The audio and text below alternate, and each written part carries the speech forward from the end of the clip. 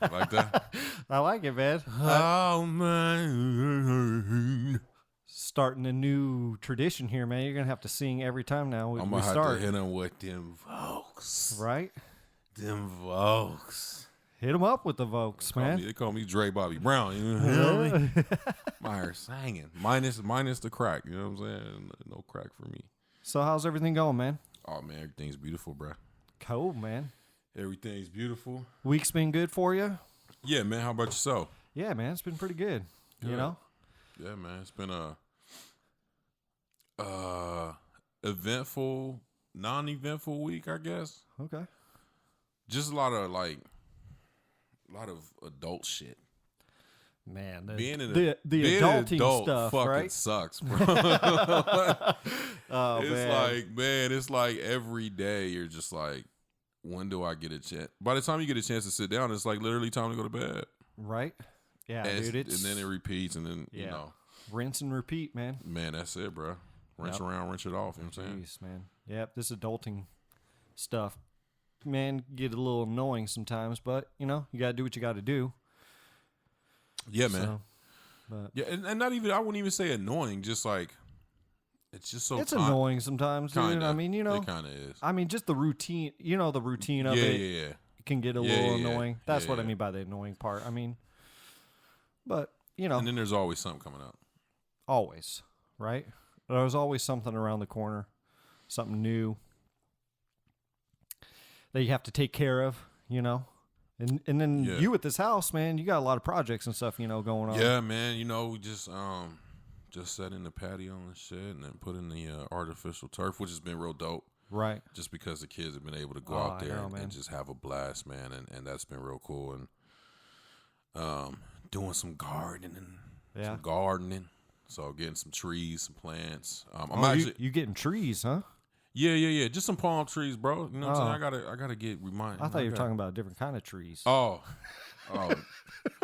possible. You know what I'm saying? Possible. Oh, you know. I mean, gotta get that card. No, man, yeah, putting in some palm trees, man, remind me Cali, you know what I'm saying, and just some different roses. And then I actually am putting in an actual like a little small garden. So I'm gonna have some jalapenos back there, bro. I'm gonna have some bell peppers, you know what I'm saying? That's gonna be dope, man. I'm be like, yo, damn, I forgot the bell peppers today. I'm gonna just go right in the back. You feel? Oh yeah, hey, man. Forgot the tomatoes for my burgers. Just gotta go right in the back. You feel me? Right? Yeah, man. And that shit is dope, man. That shit is cool. You know what I'm saying? Just because, you know, I have the opportunity to do it. Mm-hmm. You know what I'm saying? So it's a new thing, and I actually was reaching out to my second cousin Jim, who's done a lot of this, you know, growing and stuff last night, and we were talking about that. So I'll be definitely leaning on like my mom, cousin Jim, like people that have done this stuff before, because I have no idea. I'm looking at plants like, right? I'm like this. Where's the palm trees, bro? Because none of this other shit makes sense to me. I just want some goddamn palm trees. I just want some damn palms. I was like, man, my shit would have been 29 palms in the back, bro, if it was up to me. Man, Like, shit. fuck this. Give me the palm trees. My shit would have looked like goddamn Miami in the back. You know what I'm saying? Shit. Man, we got some new gear. We got a new camera, man. We got some lights. Hopefully this all turns out good so you guys can see us and look good and YouTube and man, all kinds of exciting stuff, hey, man. And we appreciate the support, man. Oh, for sure, We man. appreciate the support, you know. We climbing. That we are.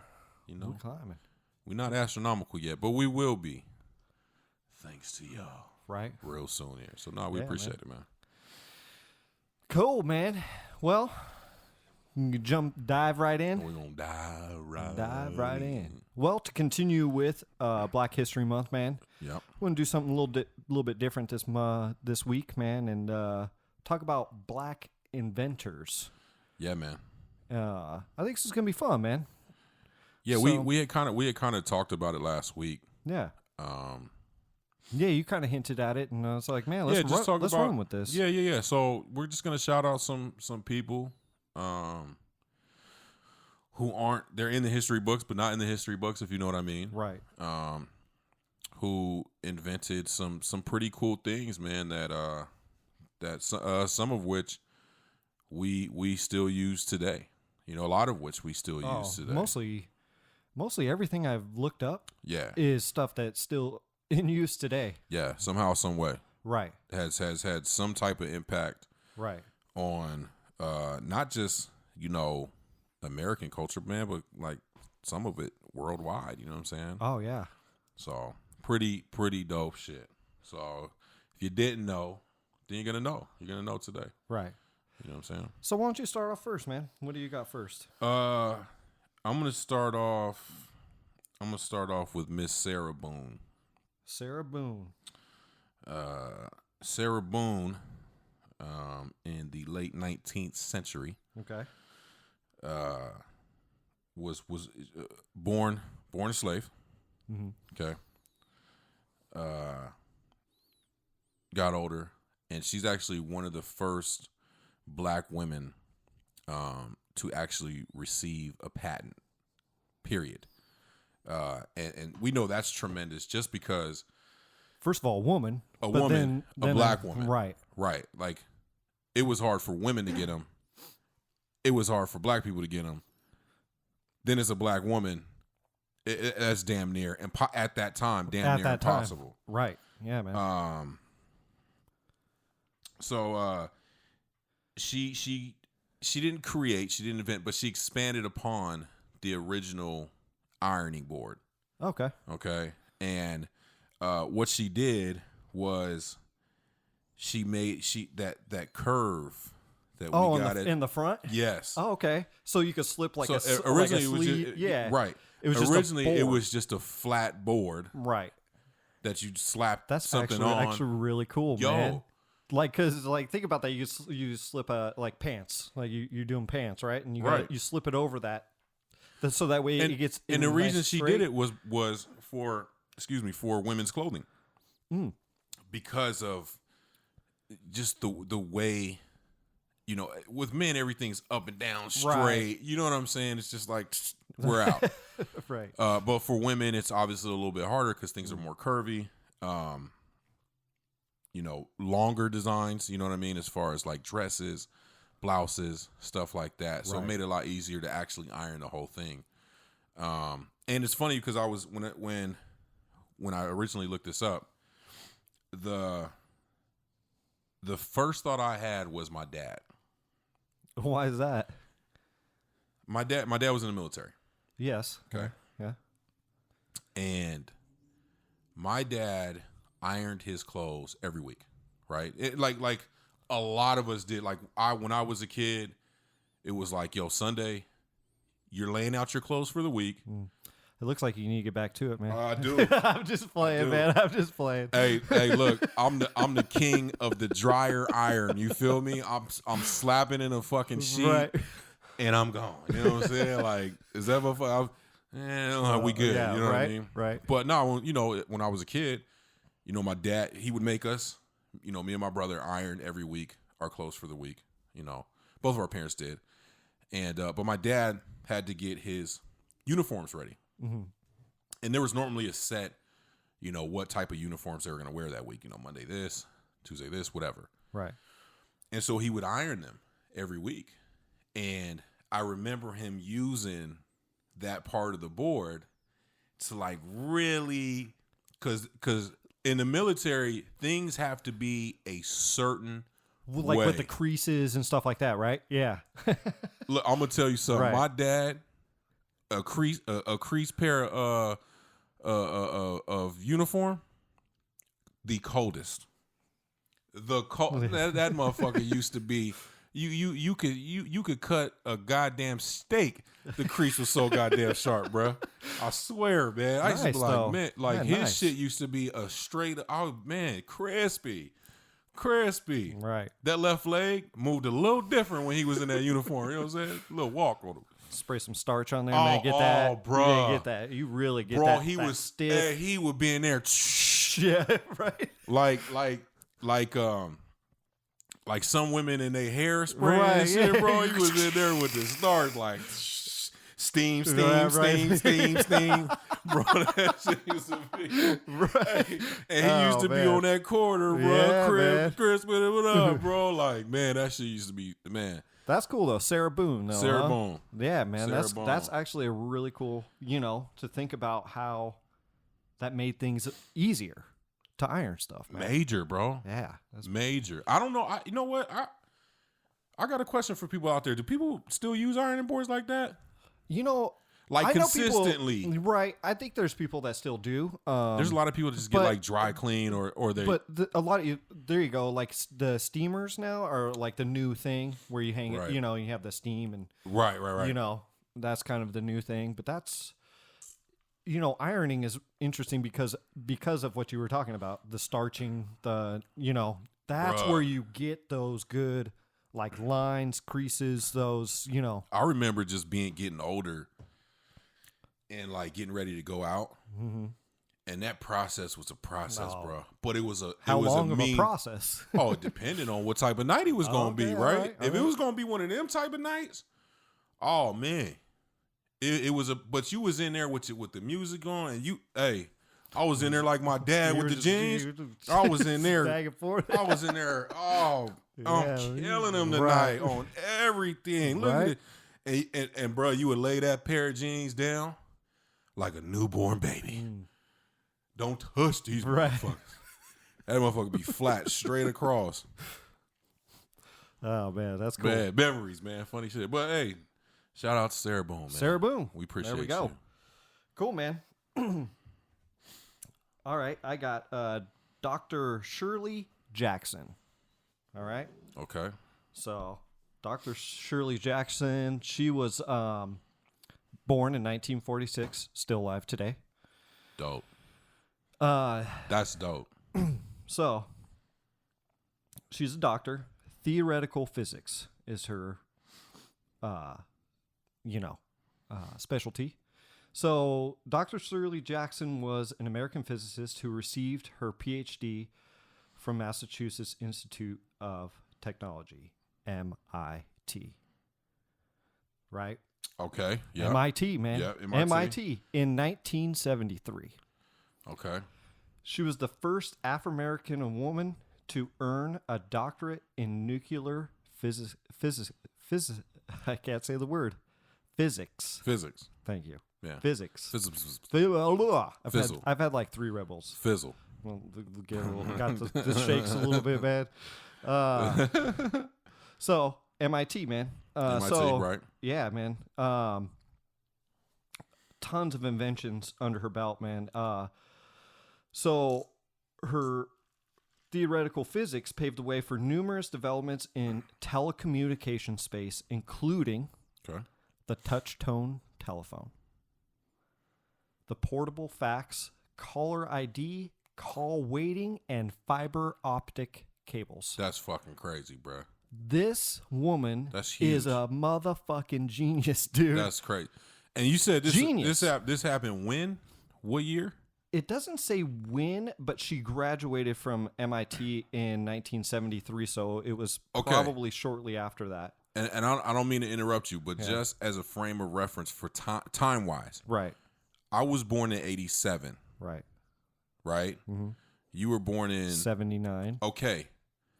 You know what I'm saying? Oh, I remember the rotary phone, though. Right. I mean, But that's what I'm saying. This wasn't like she did this shit. This was not that long ago. No, not that long ago. But look at keep going. touch-tone telephone. Right. The portable fax. Right. Caller ID. Mm-hmm. Wait, let's just stop caller ID right there. That changed the game, bro. I'm looking at my phone right now. I mean, it's you know what I'm saying? It's a lot of people in the hood right now. But check this. Who are thankful for that, bro. Right? Because they wasn't trying to answer them bill collectors, bro. So. It's a lot of people thankful for 1-800 number. I'm good. And then on top of that, call waiting. Right.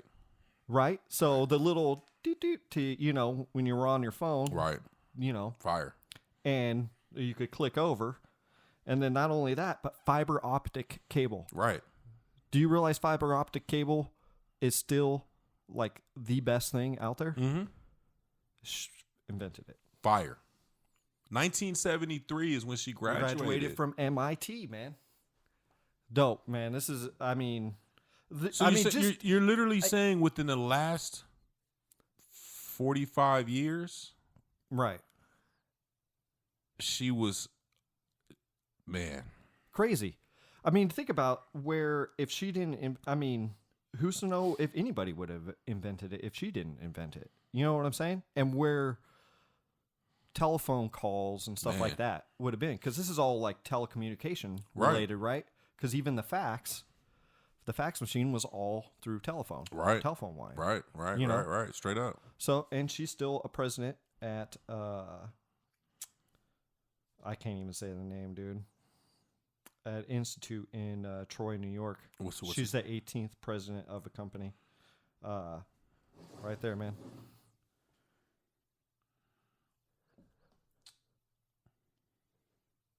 I get. I mean, we'll try it out. The Rensselaer Polytechnic Institute in Troy. Yeah, 18th president, which she still holds the I'm position gonna look today. I'm gonna look up how to pronounce it. I'm gonna check that place out too. But anyways, yeah, man, that's dope. Yeah, that's so dope, bro. That's like everyday shit. Everyday shit. I mean, think about it though. Caller ID still being used in a major way. Call waiting still being used in a major way. Fiber optic cables still being used in a major way. Still trying to get it into cities today and towns because it's the fastest kind of cable out there. Yeah, that's dope. So that is. So shout out to fire, Dr. Shirley Jackson. Shout out to. Hey, you know what I love, bro? Because I'm going on to my next one, and what I love is that it's not just black people, but it's black women, bro. Right. Come on, man. Yeah. That puts a smile on. Just women, and you know what I mean? Like, that's just so dope. It's dope, dude. And you know, as a father of 3 girls, you know, that's just so fire, man. Like, I'm really about that. You know what I'm saying? About women going out there and doing their thing, and you know what I'm saying? Right. And just bossing up, man, doing their thing. And not using that term lightly, but like really bossing up. Right. And getting the credit that they deserve. Absolutely. Credit. And that's huge. So we started off Sarah Bone, Dr. Shirley Jackson. So I'm gonna go on to another black woman. Nice. And this is crazy because this is something that a lot of us have in our very homes today. Okay. Especially if you bought a new one. Even if you have an old one. Miss Mary Van Britten Brown in 1966 co-invented the home security system. Ooh, I saw this one. Yes. Fire, bro. Right, dude. Fire. Okay. You gonna read the story on that? Because that story is actually really kind of cool. I'm gonna kind of dive through the story. Yeah, dive through the story because I really like the story. Everybody's watching. We got our phones out. Everybody's listening. Everybody's watching. We got our phones out because we don't want to miss anything. Right. You know what I'm saying? This is a lot of information that we're going to be telling you guys about just dope shit that black people made that probably nobody knows about or had a hand in making that nobody knows about. And so we don't want to miss any of the stories. So these are essentially our notes. Okay.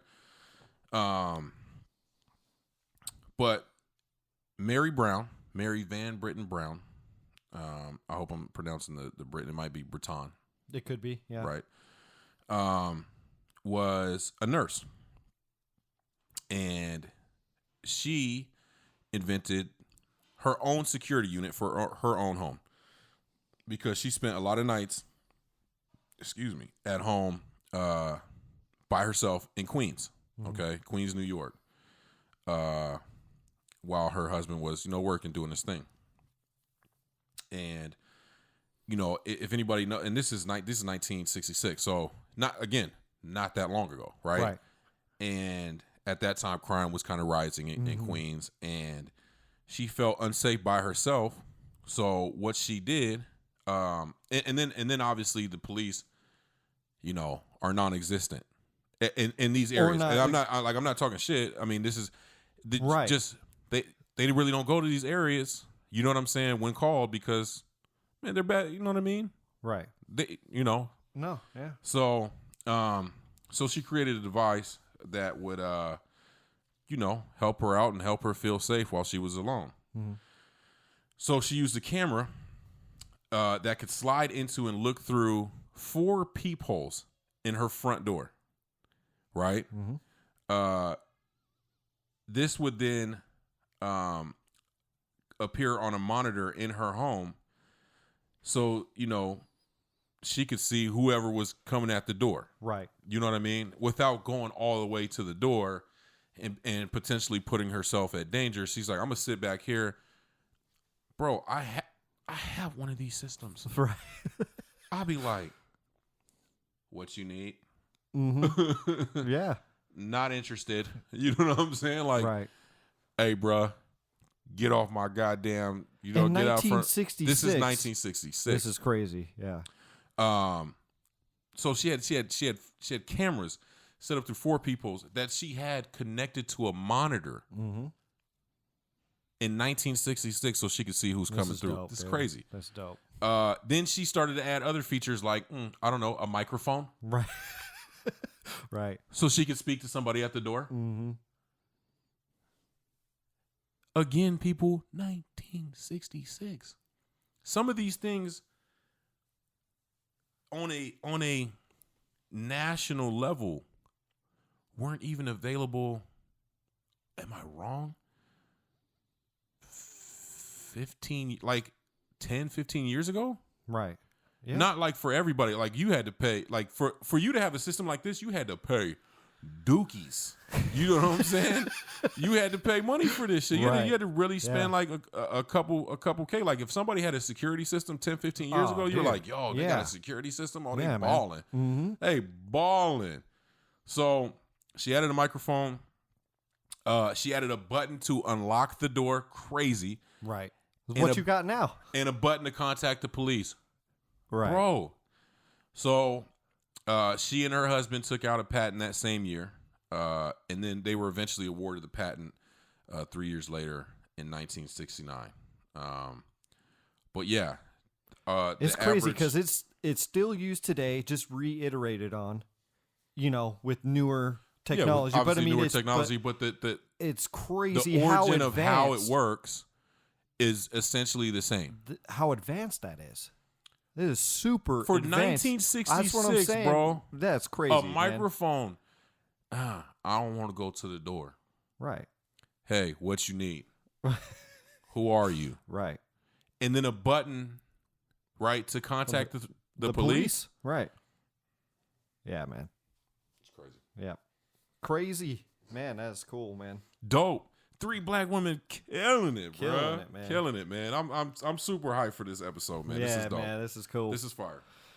All right, man. Well, I'm gonna go on with Louis Latimer. All right. Born in 1948. Okay. Now, what's kind of cool about this gentleman, man,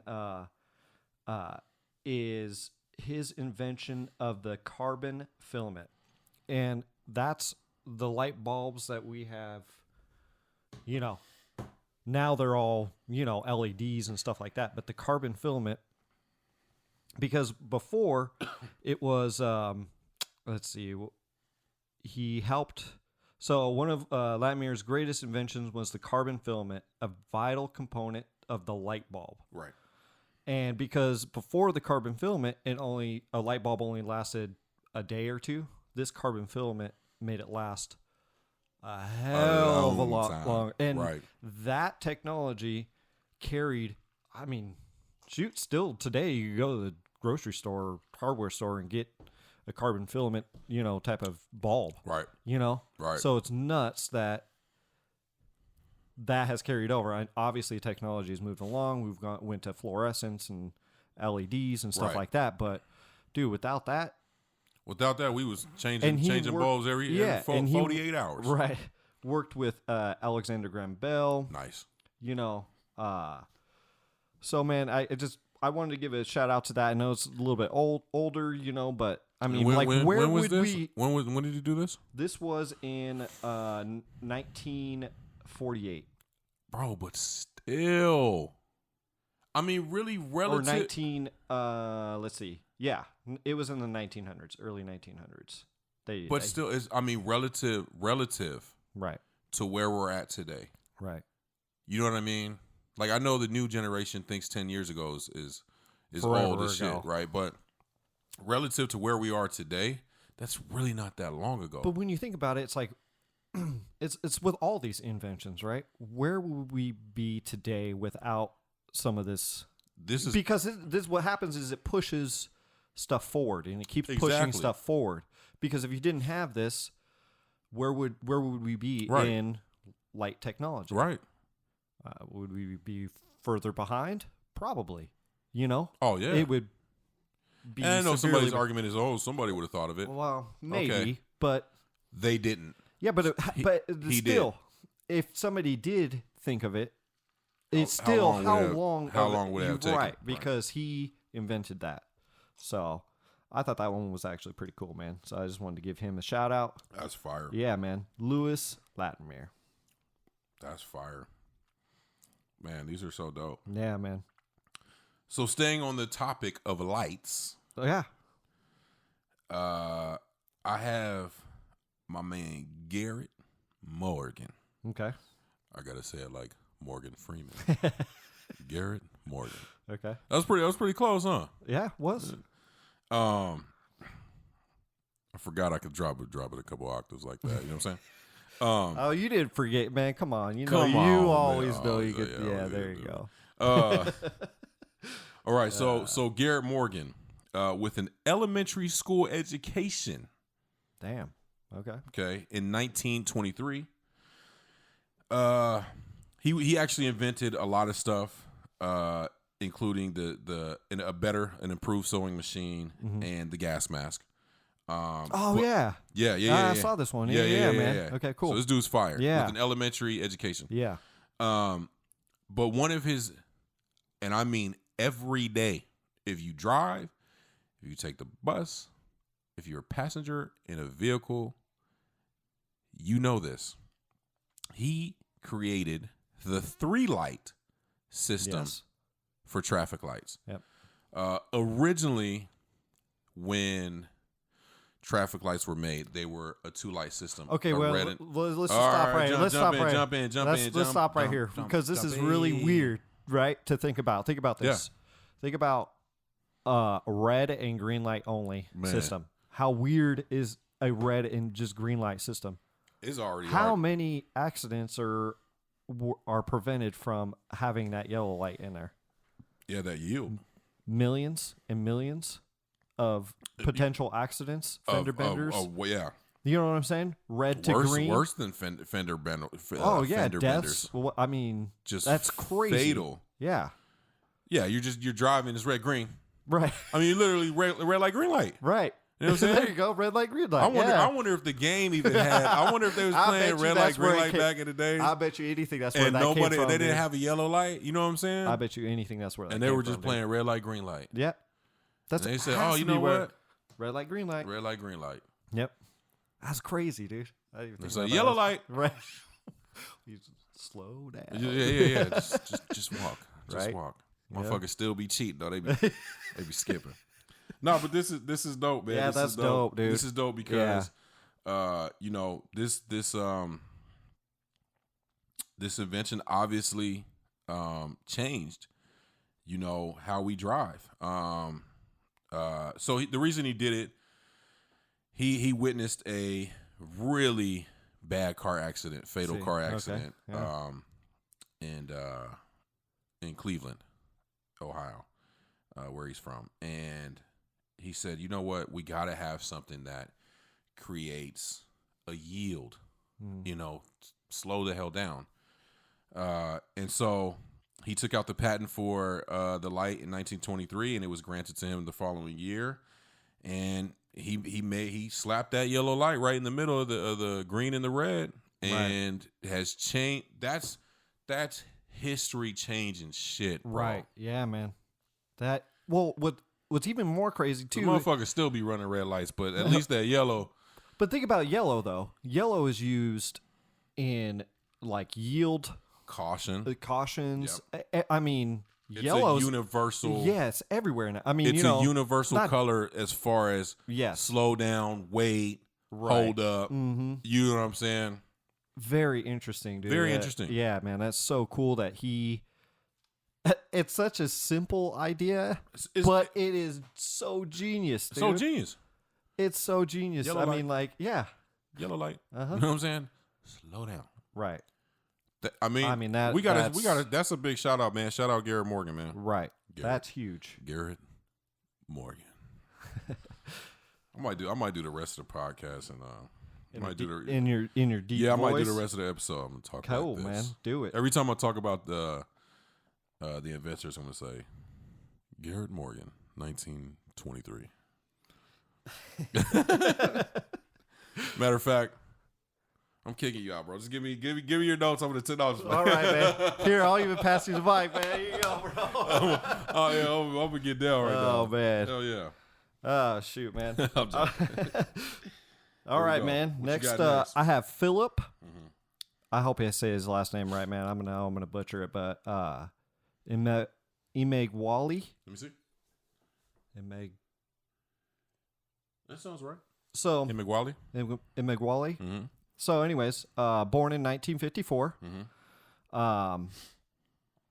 Was forced to drop out of school at the age of 14, but this did not stop him for the greatest computer pioneer of our time. So check this out, man. The construction of the honeycomb inspired him to rethink computer processing. Okay. In 1989, he put his idea to work using 65,000 processors to invent the world's first supercomputer. The very first supercomputer. Okay. Able to perform 3.1 billion calculations in 1 second. That's crazy. When was this again? 1989, dude. 1989. Yeah. So he was the first one to build a supercomputer to process information, 3.1 billion calculations of information. They was at his doorstep quick. In 1 second, dude.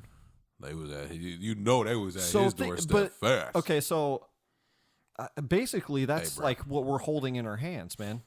Oh yeah, that's what's cool, man. Like, dude, that processing power is basically in our hands now because of this gentleman. You know. Yeah. And dude, that processing power. I mean, yeah, it was probably huge, but in 1989, but still, took up the whole. He thought about that. Mm-hmm. Didn't finish school. On top of it, right? 14 dropout, right? You know. Uh-huh. And thought of that. Uh-huh. Now, I'm not saying to drop out of school. No. But it goes to show you that hard work and putting your mind to something that grind, bro. will pay off. Yeah. You know, that grind is real, dude. It's real. So I want to take a sec. So we got the ironing board, new and improved. Yep. We've got multiple things having to do with telecommunications. Yep. Call waiting, caller ID. We've got a home security system. Home security. Those three women, black women. Mm-hmm. We've got carbon filament light. Yep. Traffic light. Yep. Well, the yield. The yield light. The yellow. Yeah. Mm-hmm. And now we've got supercomputer. Yep. All things that have had a huge role and still do in things that we use today. Yes. Yeah. Crazy. It's freaking crazy, man. All right, man. Got one more for you that I want to share, dude. Okay. And that's, do you know the term the real McCoy? I do. All right, dude. This is where this comes from. Okay. All right. Elijah McCoy. No. No, not the real McCoy. The real McCoy. The real McCoy. The real McCoy. The real McCoy. The real dog? motherfucking McCoy, man. Bro. for the real. So we really talking about the real McCoy. The real McCoy. Let's go. This is what it says. Often regarded as one of the most famous black inventors ever. Okay. McCoy was credited for over 50 inventions over the span of his career. Okay. So, in effort to efficiently eliminate the frequently stopping necessary for lubrication of trains, do you remember? Do you remember seeing in movies where the engineer of the train will come out and then they oil the wheel of the the train wheel? Right. So in 1872, he developed a lubricating cup that would automatically drip oil when and where it was needed. Okay. Vitally avoiding sticking to the tracks. Right. Which is necessary. Right. And lubricating cup met with enormous success and orders for it came to, in form of the railroad companies all over the country. Right.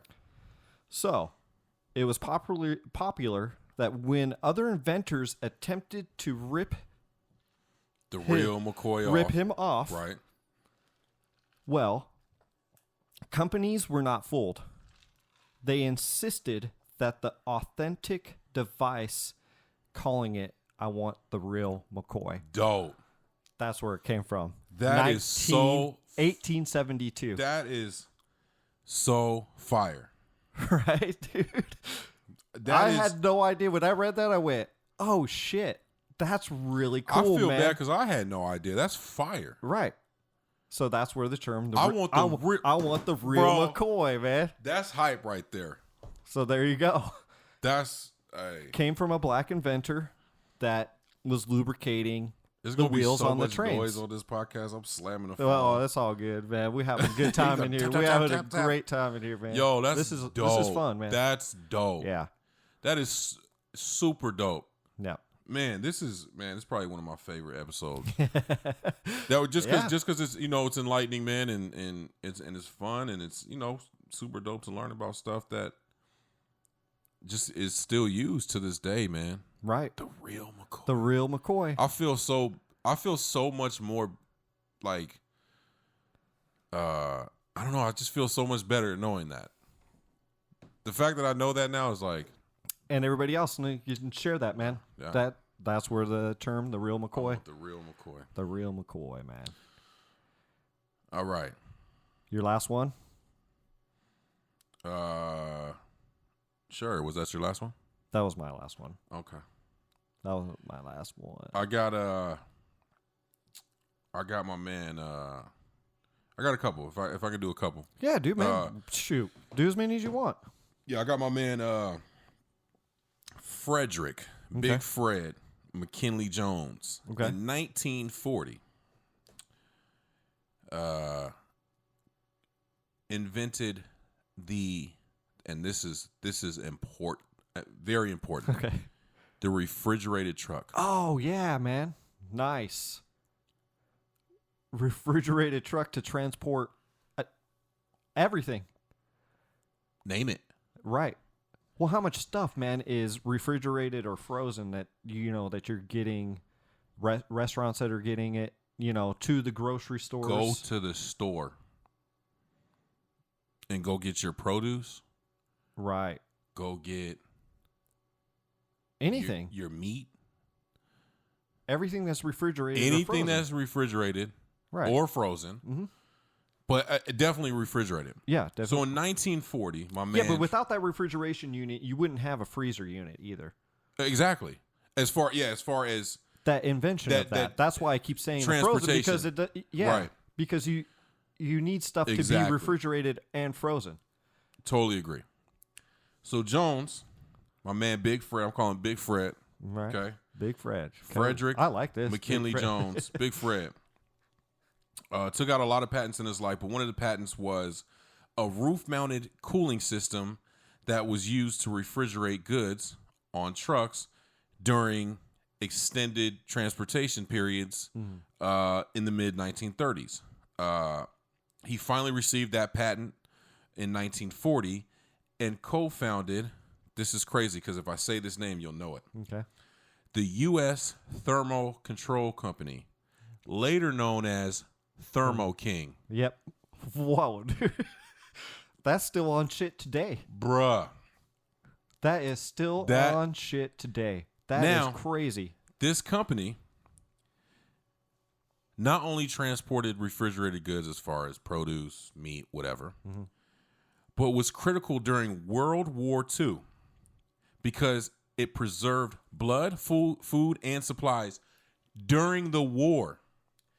So this man created a refrigerated truck that this system would later be used, right? Right. To help preserve blood, food, and refrigerated supplies Crazy, man. Our men and women. Crazy. Who we've talked about this. Right. Obviously, my father was in the military. My mother was in the military. That we have a tremendous amount of respect for. Right. Dope. That is crazy, man. Dope. And this system is used to this day. To this day. Let me tell you. I'll tell you something. If you're eating strawberries in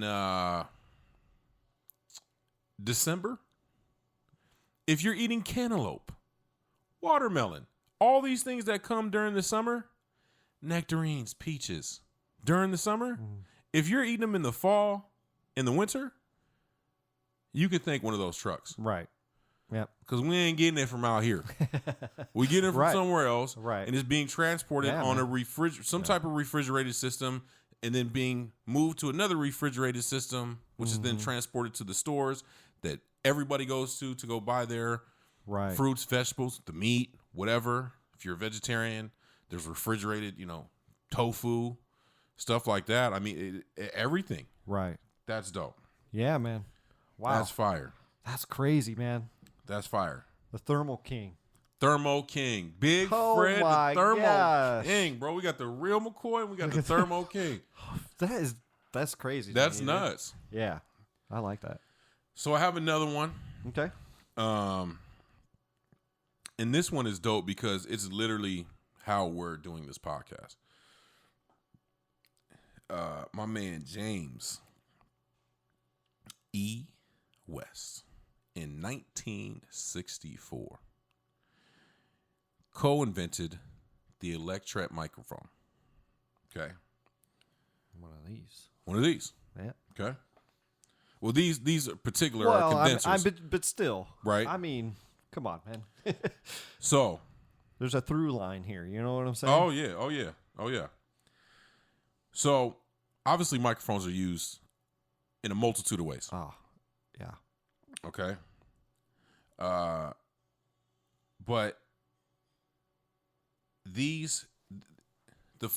microphones that you use in cameras, in your phone, came from that. Shout out to my man James E. West, the Electret Microphone. Okay, so Dr. James E. West worked for Bell Labs in 1960, and he was asked with creating a more sensitive and compact microphone while working at Bell Labs. Okay, along with his, he had a German colleague, and I hope I get this right, Gerhard Sessler.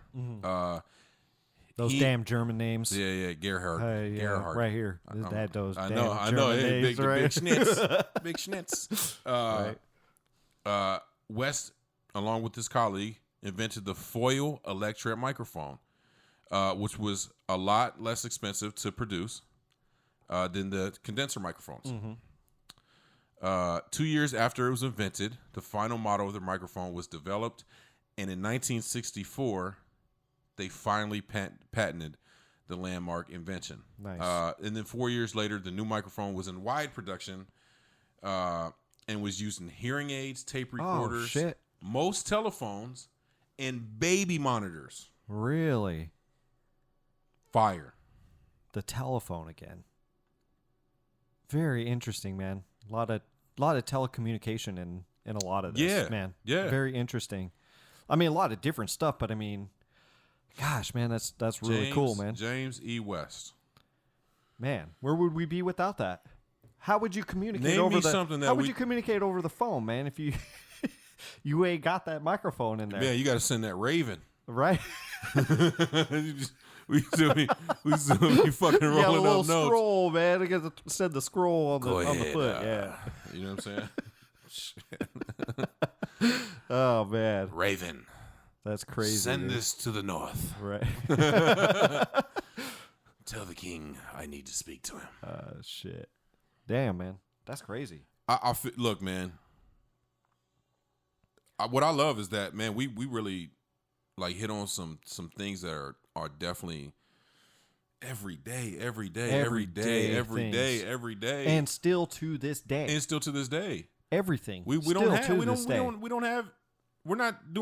not doing this right without some of these inventions. Of course, man. Like, it's crazy. It's just really crazy. So man. shout out to those inventors, to those black inventors. Mm-hmm. At least we had an opportunity to kind of educate people about that, you know. And you know what? If you don't know, look it up, man. Look it up. Yeah. You know what? Take the time to look it up. I mean, that's. I would also, maybe kind of challenge our audience a little bit, man. If throw something our way, like you feel like we missed something really important that really want, man, leave a comment. I would love to hear a review. Yeah, man, I would love to hear some more stuff. Maybe we missed something that was really important that you're like, oh man, you're not talking about this. Yeah, there might be what somebody that we missed. Yeah, there and really obviously, could be. Dude. I mean, we just scratched the surface.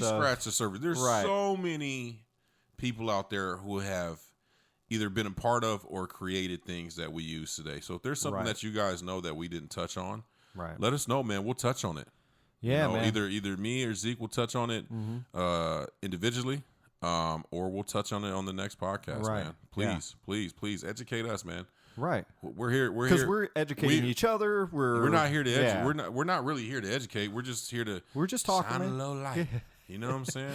Just having a conversation. Shine a little light thanks to some of the inventors that we talked about today. Literally shining the light on us. Cool, man. It's about that. Looking at my rollie, it's about that time. Well, it's time for our album review. Yeah, man. What's on your cloud, man? So we got on your cloud.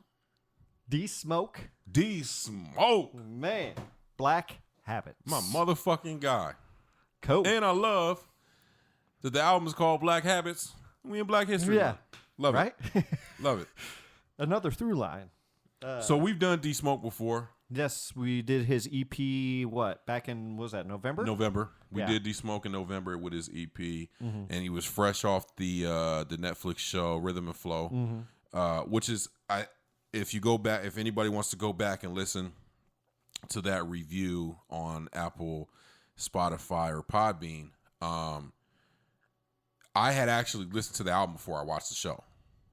I saw an interview with him, thought he was dope based on his interview. And when I listened to the album, then we reviewed the album, and then I actually watched the show afterwards, which made me more of a fan than I was already with the album, with the EP. Right. So when the announcement actually of this album came out, we were actually in review mode for the last podcast, and I called you and I said, dude, Friday, D-Smoke is coming up. He's on the next one. Right. I don't want to hear about nobody else.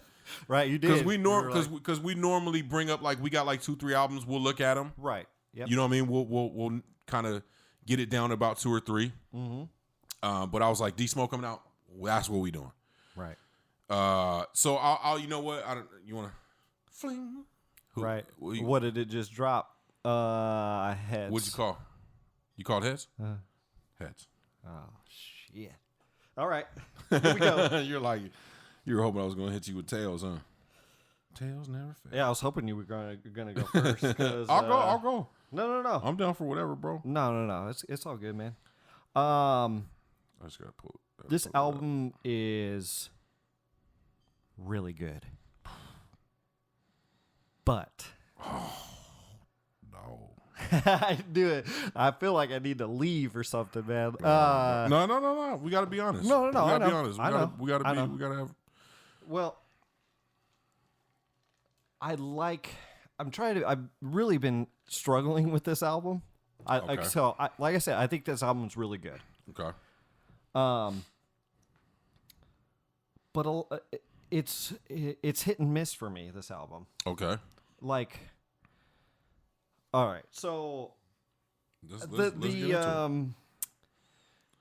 There's a lot of stuff in in his songs that he will put, I don't know what you call them, but like it will break and they'll have like a talking part or a like a little like a scene, you know what I'm talking? Like a little interlude in between the songs.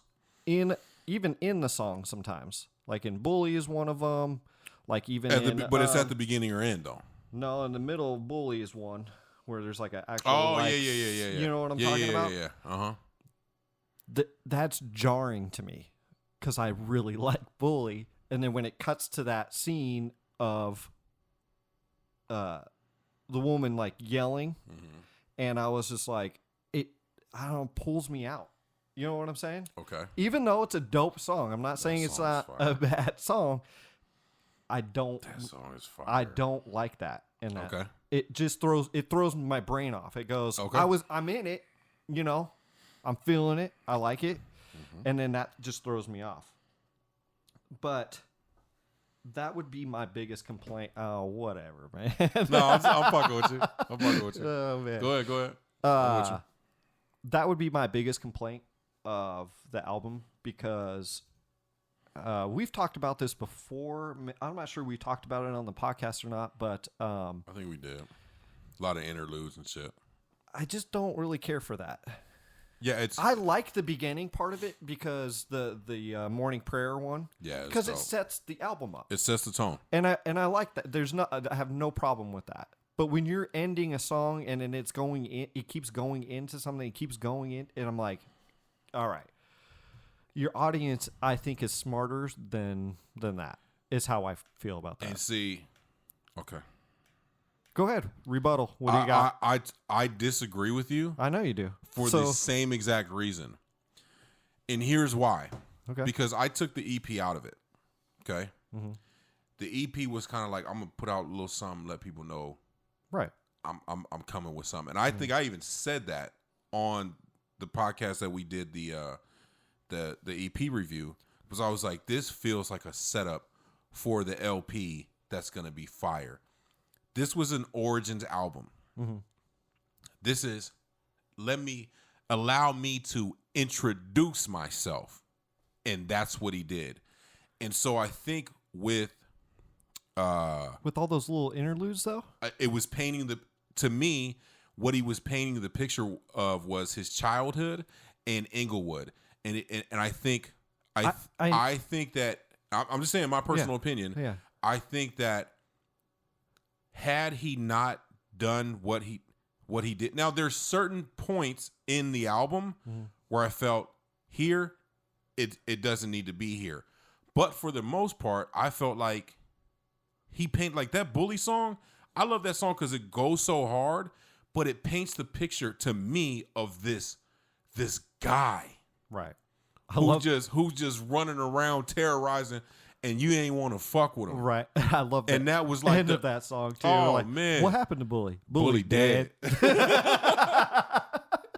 Right? Hey, she was like, man, the Crips and the Bloods, they ain't want to mess with Bully. Hey, what happened to Bully? Bully dead. Yeah. But just, you know what I mean? Right. So that's I just thought it was a little too much. I thought it was a little. That's my biggest complaint about the album. Okay.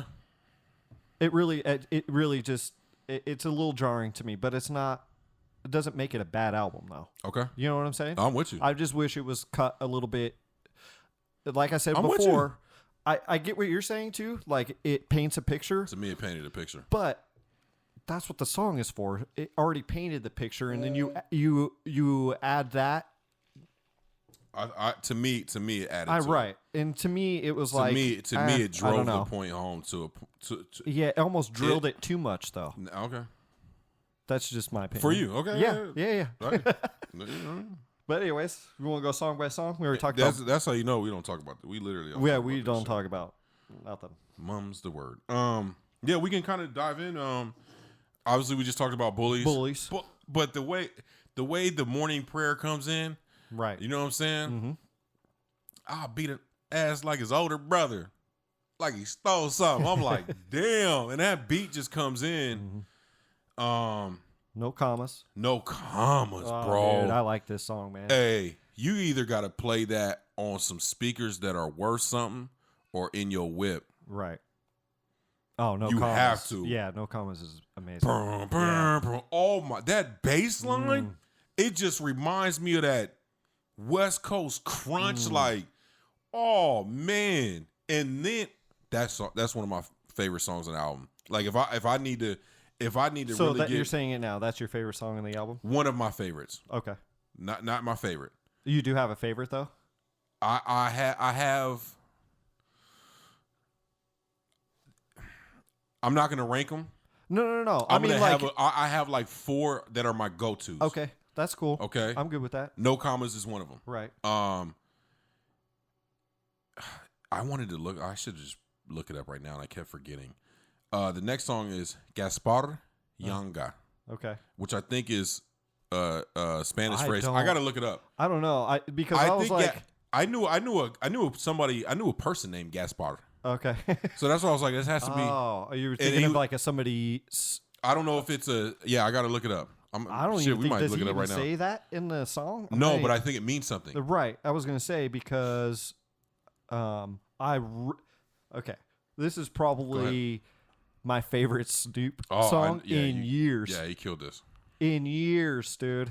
And I love old Snoop, dude, but a lot of the new stuff, dude, I'm not really a big fan of. But this is probably my favorite, one of my favorite features on the album. What did you find out?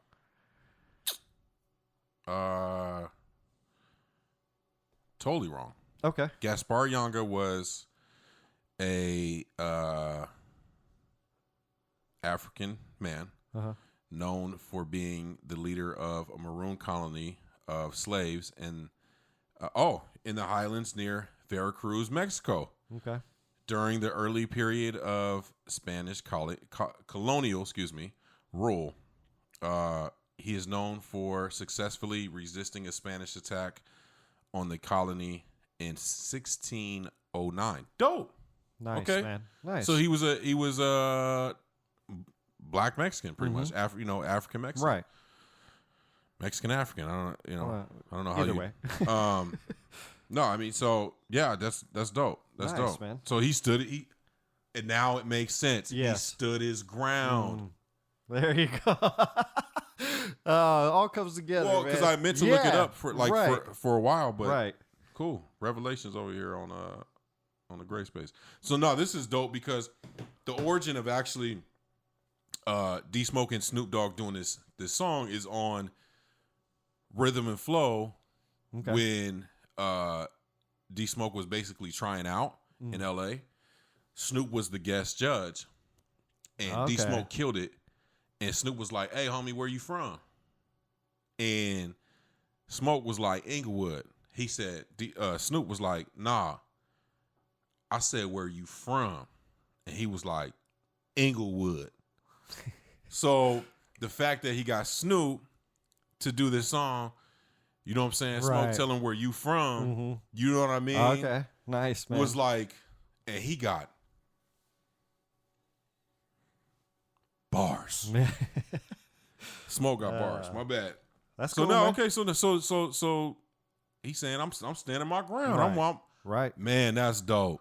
Thanks for looking that up, man. I had to, man. I had been meaning to, but yeah, that's fire. Cool. Man. That makes that song. That moves that song up for me. Right.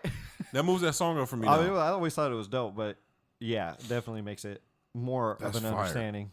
All right. Cool. Top of the morning. Oh. Top of the morning. Pretty good. I love this song, bro. Do you? Yes. Is this in your top 4? This is in my top 4, bro. This is in my top 4. No commas. So you got no top commas. Of the morning. I actually have a top 5, but this is in my top 4. This is in my top 4, top 5. Just because he's talking about like where he's from, like where he's from, right? And he says, don't get it fucked up, right? And he's like, don't get it fucked up. we with the business. Basically, I'll handle what I need to handle if you come over here trying to test my values. I'm trying to say this in a PC way. For those who don't understand what don't get it fucked up, and we with the business. Just look it up, okay? But he said basically we out here doing some things that we'll take it there, but everything we do is for our family and our kids, and I think that's dope. That's such a real statement because I think a lot of times people that are in the hood, if you're not familiar, you know what I'm saying, with people in those circumstances. You might think that they just do shit just to be doing shit, but a lot of times they're in circumstances where they're forced to survive, and they got to take care of things and protect their own. Right. And that coming after that song, knowing what that song is about now, it's such a dope transition. Sun-Kissed Child is next. Dope song. What do you think about that? I like this song a lot. I love this song. Jill Scott. The vocals, the hook on this, really like. Again, this is one of those songs at the end where that interlude part kind of got to me because I was like, man, kind of ruined it for me. It just takes me out of it a little bit. This one did. This one did for you too. This was one of the ones that kind of was like this was actually the only song where it did. Okay. I think one of the only. Right. This is the one that I feel like, and I'm a huge Jill Scott fan. But I understand why he did it because it's a transition into the next song. It's literally a transition to the next song, but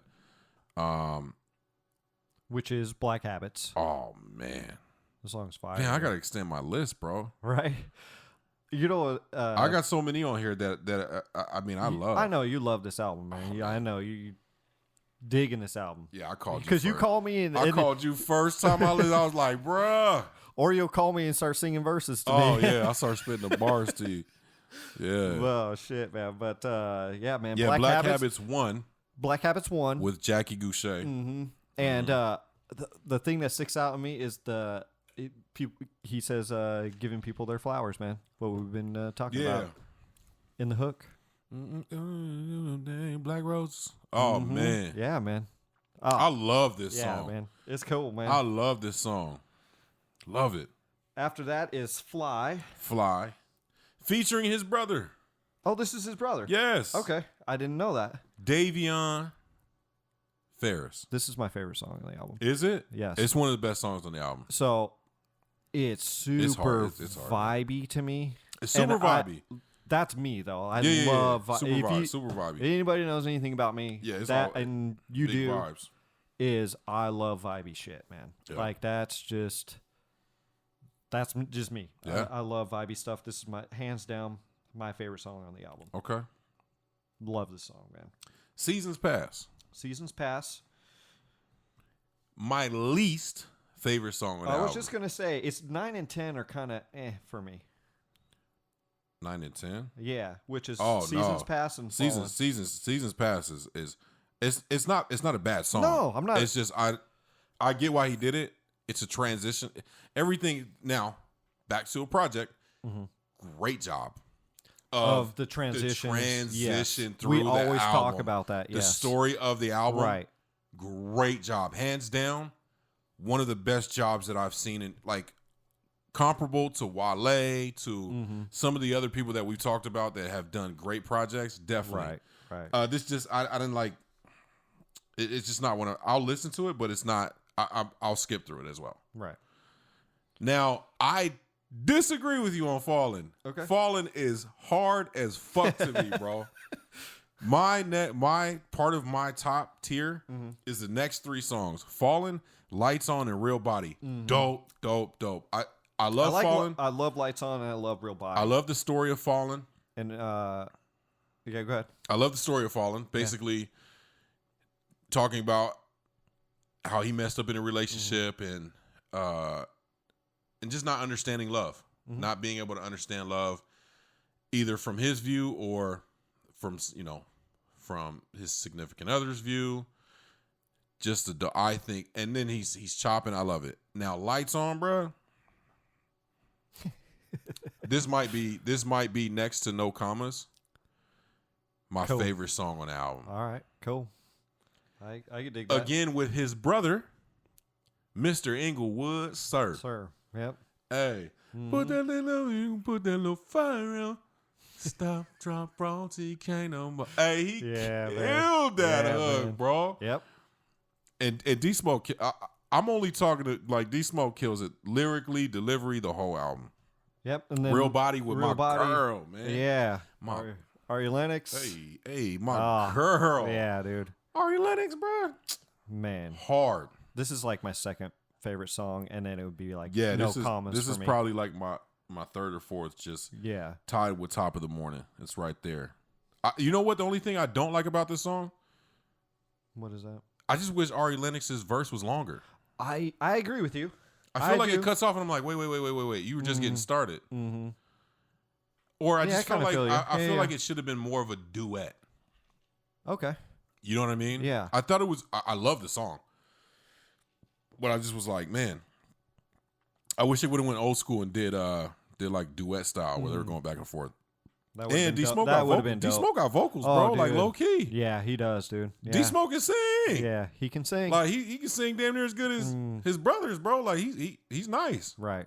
Nice. Free. Dope track. Like my daddy, I love that song, man. I love that song. Just a dope vibe. Right. Dope vibe. Then dope with his brother again. Yeah. Closer to God. Yeah, with Englewood, sir. Yep.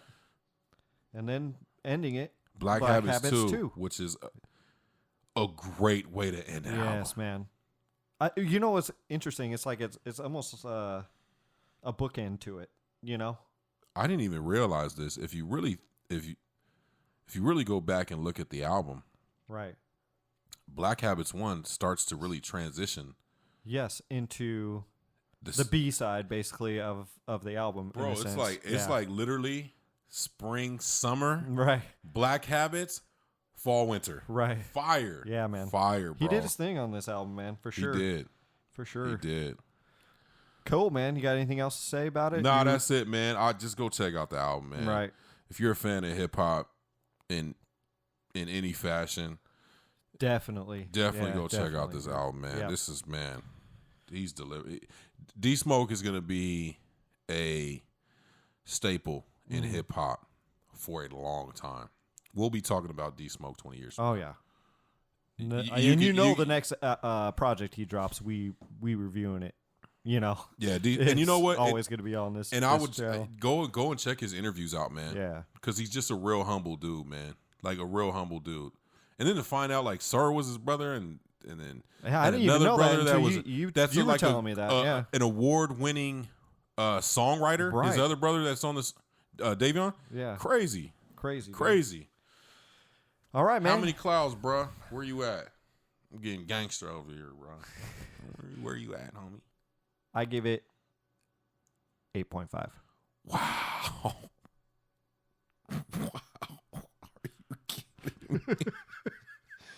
Are you kidding me, bro?